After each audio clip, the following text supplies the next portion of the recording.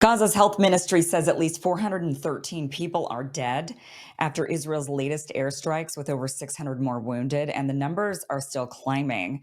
Rescuers are digging through rubble, pulling out bodies. This was one of the deadliest days of the war, a war that has already killed now at least 48,000 Palestinians, probably more than that, and forced 90% of Gaza's population from their homes. Let that sink in. Now, Israel's justification for the killings, Prime Minister Benjamin Netanyahu gave the order blaming stalled ceasefire negotiations. So it wasn't Hamas fired rockets at Israel or they're slaughtering Israelis. No, it was stalled ceasefire negotiations, a ceasefire negotiation that was already completed, already agreed to. Phase one had already been completed, and yet Netanyahu didn't want to enter into phase two, wanted to renegotiate the ceasefire agreement that had already been negotiated. Hamas said, no, we want to go forward with the one we already agreed to. And Netanyahu decides to starve the Gazan people and now bomb them, killing 400 people, over 400 people, women and children included. Here is the statement from Benjamin Netanyahu. He says, this is actually from the Israel account on Twitter or on X. Prime Minister Benjamin Netanyahu and Defense Minister Israel Katz instructed the IDF last night to act with force against the Hamas terrorist organization in the Gaza Strip. The decision was made in light of accumulating circumstances, primarily the lack of any movement in negotiations for the release of our hostages due to Hamas's rejectionist stance and a warning of the possibility of an attack by terrorist organizations in Gaza against our soldiers and communities for the purpose of killing and kidnapping. Oh, right. Okay. So you're saying that, well, they were going to attack us, but you don't have any evidence. You say you have a warning that they were going to attack us, but you've attacked them after you've starved their people and refused to enter into phase two of the deal that you negotiated, that you agreed to. You backed out of the deal. Goes on to say, after Hamas repeatedly refused to release our hostages and rejected the proposals it received from the envoy of the President of the United States, Steve Witkoff, oh my goodness. And it's, where was I on that? After Hamas repeatedly refused to release our hostages and rejected the proposals it received from the envoy of the President of the United States, Steve Witkoff, and from the mediators, the IDF and Shin Bet were instructed, as stated, to strike a series of targets of the Hamas terrorist organization across the entire Gaza Strip with the aim of achieving the war objectives as determined by the political leadership, including the release of all of our hostages, both the living and the fallen. The Prime Minister clarified that from this point forward, Israel will act against Hamas with increasingly intensifying military force. Again, just because they would not enter into phase two of the deal that they had already agreed to, Israel refused to suddenly do it. Hamas wanted to continue moving forward with the ceasefire agreement, and Israel decides to bomb them into compliance with the new agreement that they want to negotiate. I mean, how do you deal with these people when you agree to terms and then they back out of the terms and bomb and starve your people? But here's the kicker. The White House was actually consulted and gave its blessing. Watch this. Well, the Trump administration and the White House were consulted by the Israelis on their attacks in Gaza tonight. And as President Trump has made it clear, Hamas, the Houthis, Iran, all those who seek to terrorize not just Israel, but also the United States of America will see a price to pay. All hell will break loose. And all of the terrorists in the Middle East, again, the Houthis, Hezbollah, Hamas, Iranian-backed terror proxies, and Iran themselves should take President Trump very seriously when he says he is not afraid to stand for law-abiding people. He is not afraid to stand up for the United States of America and our friend and our ally Israel. And we know that these successful defensive strikes that took place over the weekend against the Houthis in the Red Sea were indeed successful. We took out some of their leaders, and the Defense Department is set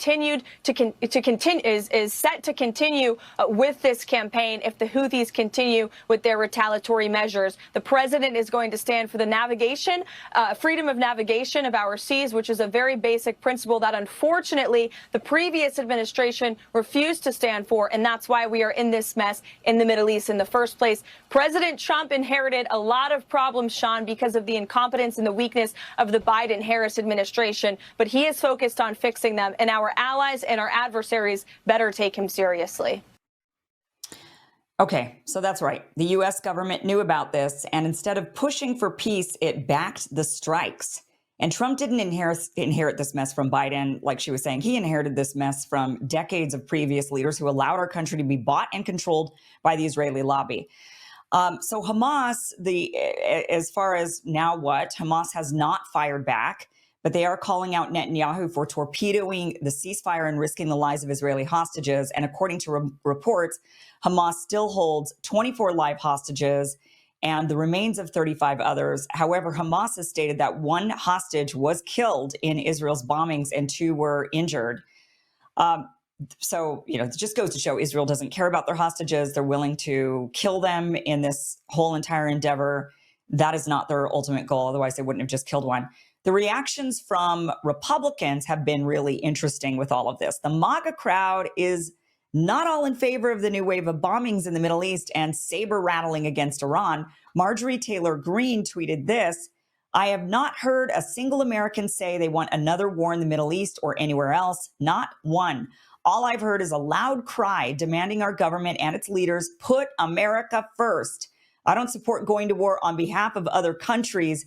I support peace and fixing our own massive problems for our own people. It's literally my job title, U.S. Representative. Wow. At first, when I saw this tweet, I actually had to double check to make sure it wasn't parody. Because even though Marjorie Taylor Greene has been very consistently MAGA, make America great again, America first, she's been consistently against war as well.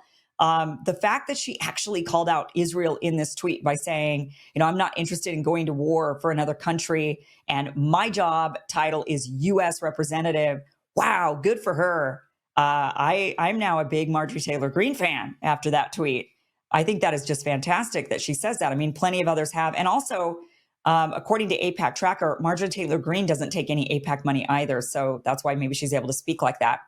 Others like Ann Coulter, Tucker Carlson, Thomas Massie, of course, the Pauls, Rand and Ron Paul, and many others have criticized and questioned Trump's latest moves. MAGA is very divided between blind support for Trump and actually being America first. And it's really refreshing to see. Meanwhile, the Israeli military is telling civilians in northern and eastern Gaza to get out after they were allowed back in. So remember, they were allowing people back into the north. That was part of the ceasefire agreement. Now Israel's telling them to leave. So this is just a clear signal that a full-scale ground assault could be next. Israel never intended to end this war.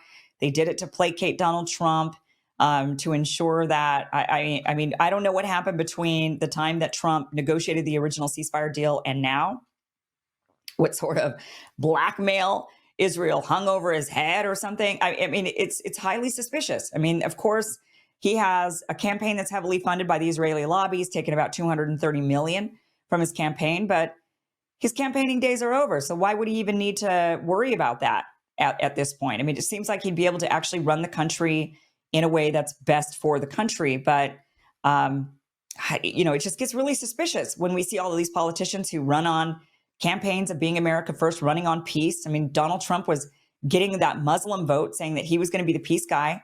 And ultimately, now he's allowing Israel to, over 400 people in one day is massive. That's a slaughter on Israel's part. And Donald Trump gave him the green light. Let's see. So the aftermath of this now, so where we're at right now, like I said, Hamas says one hostage was already killed from this, two were injured. And that just proves, again, that Israel just doesn't care about the safe return of their hostages. Also, Ben Gvir, do you remember he's the real extremist? He left the government over the ceasefire agreement because he was so extreme.